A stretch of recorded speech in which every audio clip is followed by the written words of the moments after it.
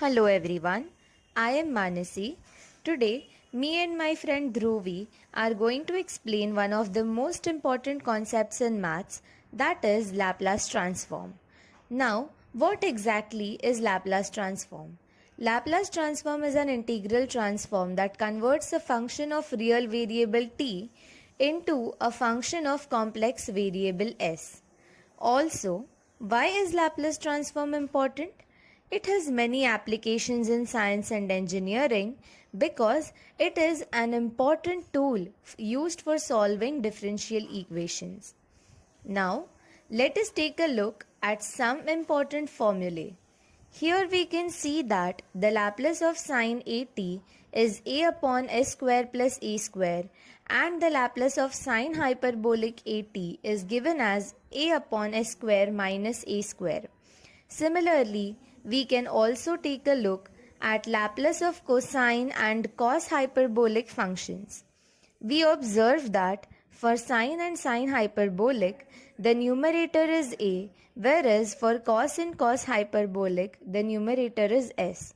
But for sine and cosine functions, the denominator is s square plus a square, whereas for the Laplace of this hyperbolic function's denominator is s square minus a square.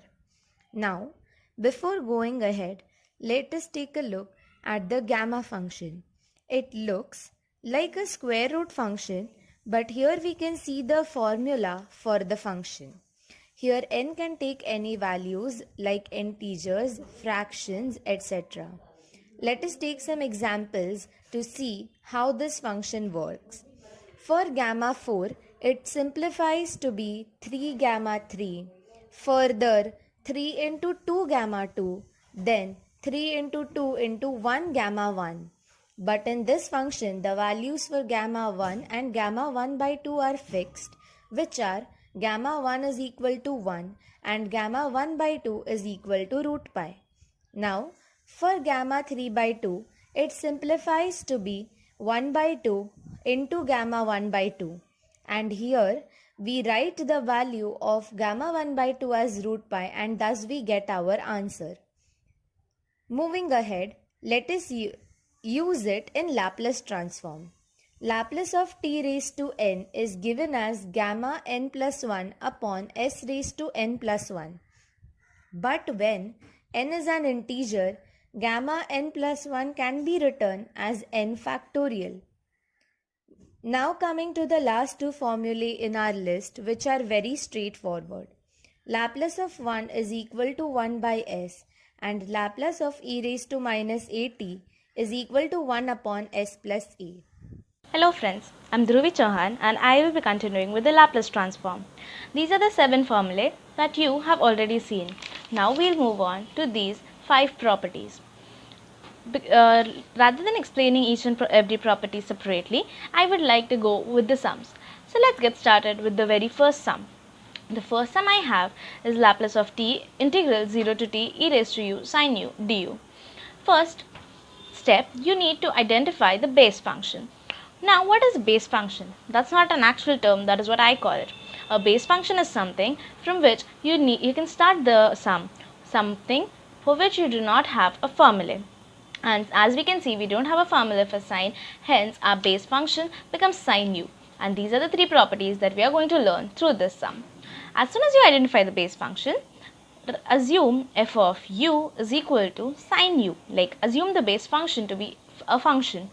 And next, you find the Laplace of the base function immediately.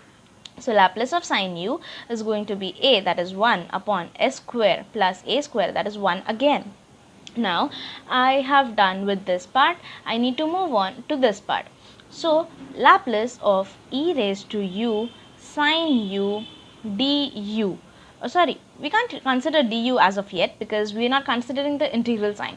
So Laplace of e raised to u sin u. What does that happen? When I multiply by e, what I do is, in the phi, wherever I have s, I put s plus a. But what is phi? Phi is the most recent Laplace that you have calculated. So this is phi for me right now, and I'll substitute wherever there is s plus a. A, as you can compare these two and find, is minus 1. So I write 1 upon s minus 1 the whole square plus 1. This can be written as 1 upon s square minus 2s plus 2. Now I try to inculcate this 0 to t and du because I am inculcating the integral. So Laplace of integral 0 to t e raised to u sin u du. What happens is 1 by s into phi of s. What is phi of s now? This is phi of s. So I can write as 1 by s into 1 upon s square minus 2s plus 2, which can be written as 1 upon s cube minus 2s square plus 2s. I can also write it as s cube minus 2s square plus 2s the whole raised to minus 1. Writing this, you will understand why I wrote it like this when I do the next step. Now I have inculcated this, and finally I remain only with this t. How do I inculcate this? By using this property. So Laplace of t into integral 0 to t e raised to u sin u du becomes, n is 1 because I have t raised to 1 here. So I write minus 1 into derivative of phi of s. This is my phi of s now. So what is the derivative of x raised to minus 1? Using chain rule, we can consider this as x and find the derivative. So I can write it as minus 1 into this whole raised to minus 1 minus 1 minus 2. So s cube minus 2s square plus 2s the whole raised to minus 2 into the derivative of this, which is 3s square minus 4s plus 2. This can be written as minus into minus plus. This is the numerator, this becomes the denominator. So 3s square minus 4s plus 2 the whole upon s cube minus 2s square plus 2s the whole square, and this is the required Laplace. Exactly. So we've learned how to apply these three properties. In case you have a t square or a t cube here, rather than substituting the value of n, I would recommend repeating the steps. Like again, right after this step, write Laplace of t square, and again you get a minus 1. So I hope you're thorough with these three properties. Moving on to the next sum for our next property. The sum is sin t by t again. As you can see, the base function is going to be sin t. I find the Laplace of sin t, which can be written as 1 upon s square plus 1 again, and when I divide it by t, that is sin t upon t, when I divide it by t, I have to integrate phi of s from s to infinity. So from s to infinity, integration of 1 upon, this is my phi of s square plus 1 ds. If you can see this carefully, there is a variable and there is a constant. So I can write this in terms of 1 upon x square plus a square. So integration of 1 upon x square plus a square is 1 by a tan inverse x by a. So here a is 1, x is s. So 1 by a, that is 1, tan inverse x by a, that is s by 1, from s to infinity. So when I substitute infinity, tan inverse of 90, that is pi by 2, minus, when I substitute s, it is going to be tan inverse of s, and by properties of inverse trigonometry, this can be written as cot inverse of s. And that is how you apply this property.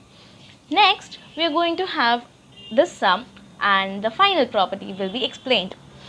Here, you need to take care that the final property says f of a t and not a into f of t. So this is something like a into f of t. Therefore, when the sum comes this way, you need to keep in mind to convert it in the form of a t the whole square and not a t square. So common mistake made by the students is they consider a as 9 whereas the a is 3. Please do take care of this point. So my function, the base function is going to be t square. So f of t is equal to t square. I find Laplace of t square, which is going to be 2 factorial upon s raised to n, n that is 2 plus 1, that is going to be 2 upon s cube. And when I have f of a t, what I do is divide by a, and wherever there is s in the phi, I substitute s by a. So when I write L of Laplace of 3t the whole square, a is 3, so 1 by 3, and in this phi, wherever there is s, I write s by 3 the whole cube. This is going to be 3 cube into 2 upon 3 into s cube.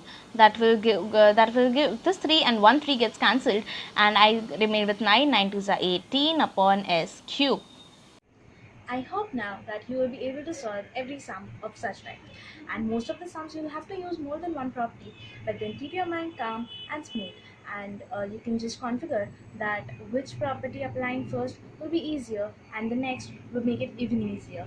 That's it, and I hope this video helps you. Thank you.